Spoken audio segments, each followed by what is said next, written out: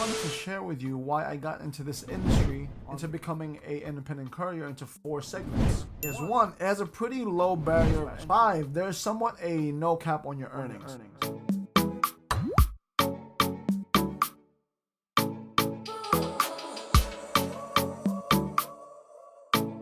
Hello everyone, this is Gilster Vergara back again with another video. Thank you for checking out Do My Life, where we talk about health, wealth, and anything automotive. But today is going to be a special day, or a special couple of weeks for you guys. I am going to be having a dedicated playlist just on my independent courier journey.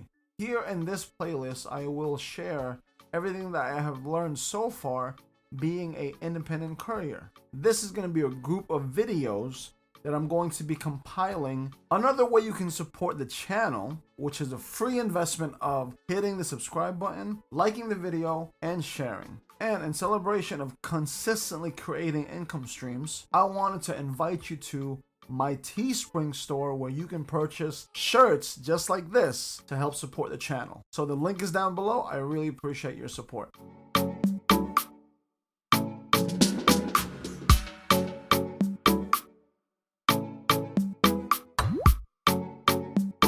Let me expound more onto you've already started. You already have the vehicle, you have the insurance. What do you do now? Obviously you can do 1, look for your own work, start from scratch, from zero, and start seeking out work and slowly grow over time. Or you can do what I did, link up to a existing business with a foundation already and work from there. I chose number 2 because at that point in time I took it as a part-time situation, and they're already established. I think over 50 years, a company I'm working with right now, they already have the foundation. And I knew I wasn't going to really take it that seriously in the beginning. I just got my foot wet. So that's why I chose option number 2, where I just went with existing business, because I didn't want to be out there working 16 hours plus at my corporate job and seeking work in my off time. I'd be burnt out. I was kind of burnt out already doing the corporate thing. So I chose the second option, where they just fed me the work. As I start getting more into it now, I'm starting to understand the business more. I am not comfortable yet as to starting my own thing. I am good where I'm at, where I'm just getting fed the work, have a good rapport with the dispatchers, have a good rapport with the clients themselves, so they can give the dispatchers and the company feedback on how I work, how my work ethic is. And that's something that I believe is super important for you guys to do. Once you work with a company that's feeding you the work or giving you the work, make sure that every client that you have or you're taking care of or servicing for them, treat it as if they're your clients. I know you probably heard it in so many other channels and other things. However, there's one thing to be said about taking total, complete ownership of what you do and being accountable for what you do. Because in this field, in this industry, if you are the type to think about, let me just collect that paycheck, you are going to fail. You're gonna fail. Because why?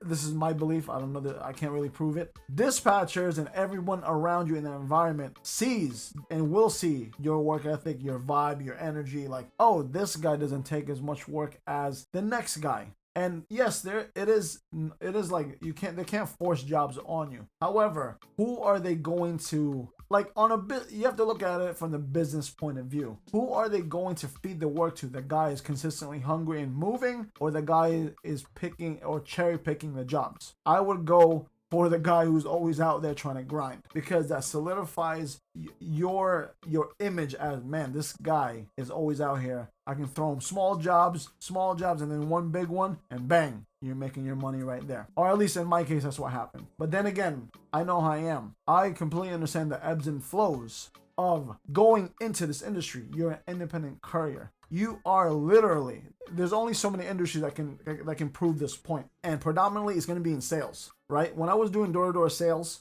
there's one thing that the manager always told me. Your number, your salary is indicative of your worth, is in direct correlation to your worth, because you are out there and you can dictate the pace.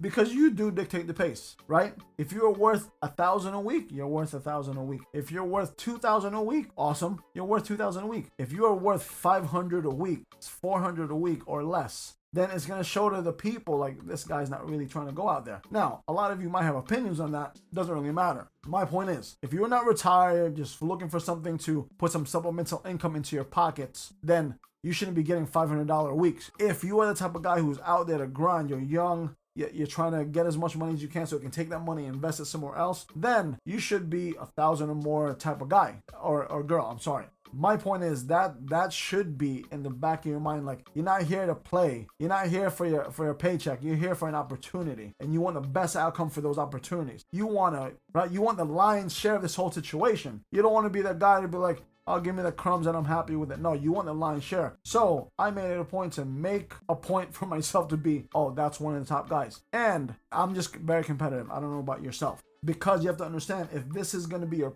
primary source of income, understanding those ebbs and flows is going to be super important for you in the long run, because it's not going to be constant money every single day, every single week. So the only rationality, and I'm a layman, the only rationality I have in my brain is, one, if I'm going to have a weekday on Wednesday, right? And I kind of know it's going to be a weekday, I got to make sure Monday and Tuesday were strong to try to make up for that Wednesday. I'm the type, I bust my butt Monday through Friday, even sometimes Saturday, and then I take a break on Sunday, go to church, do my thing, chill out in the house. I don't know about you. For me, there literally is no work-life balance when you're trying to do something in life, right? There's like, for me, I don't know how you guys think about that. My point is, when you are starting this business, you're starting a business which sacrifice. Right? This is not my first rodeo as far as starting a business. A lot of sacrifice.